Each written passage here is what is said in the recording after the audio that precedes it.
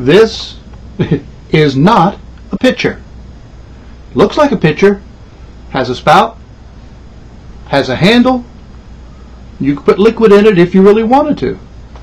Although I doubt that it's glazed inside, so it probably wouldn't be a very good idea. And as a pitcher, I think you'll agree it would actually be rather useless.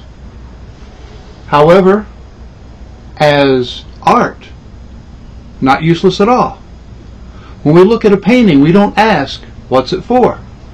We understand that it's to be appreciated, to be looked at, to be enjoyed. This is a pitcher-shaped piece of art. It is a pitcher-like sculpture. It is not utilitarian in the usual sense, but that is not to say that art is useless. Art certainly serves its own purposes, and we need it desperately. And when we start to think about works like this as works of art, not as utilitarian pieces, then we're able to start not only seeing them differently, but judging them differently. Prejudice even gets into the art world, because we have to learn to appreciate these pieces for what they are and not for what we think they are supposed to be. Now, what about a piece like this one? Looks a little like a pitcher, looks a little like a vase. So what is it? Should we consider it a vase? If you define a vase as something that you would be likely to put flowers in, at what point does the utilitarian aspect seem to outweigh the art aspect, or at what point does it become an art object? There is no solid line. I'm sorry if you were hoping for an answer, there's not one. Part of the question is, would you put flowers in it? And I suppose you could with this one. But the next question would be, would this be there primarily to hold the flowers, or would the flowers be there primarily to act as an accent to the vase? I think that this piece was made to be looked at for its own sake, which I suppose would be part of the definition of making it art.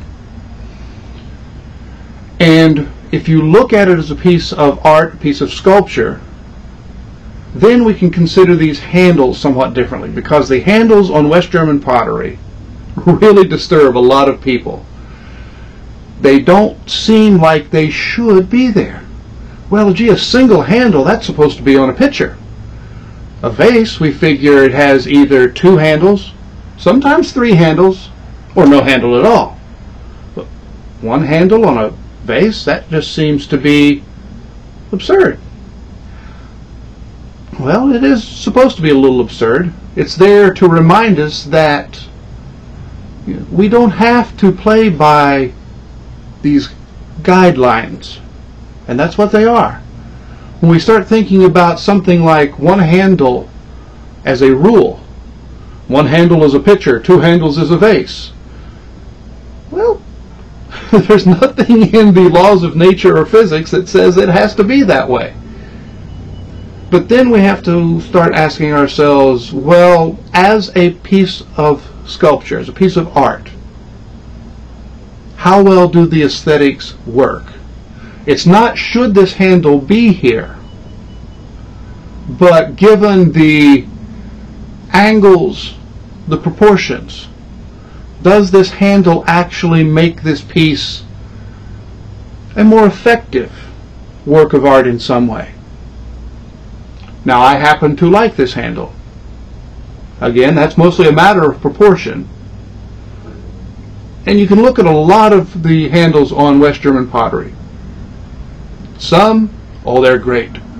That Russia 313, it's possibly, it's got to be one of the top 10 handles in the history of pottery.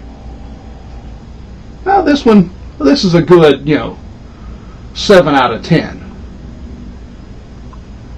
But there are also pieces of West German pottery, with or without handles, that probably would better be described as vases and planters than as works of art. Which ones? Well, that's going to be a matter of opinion. But opinion is also something that should be considered, thought out. Just because it's your opinion doesn't mean that it's a good opinion. I'm going to show you some pictures.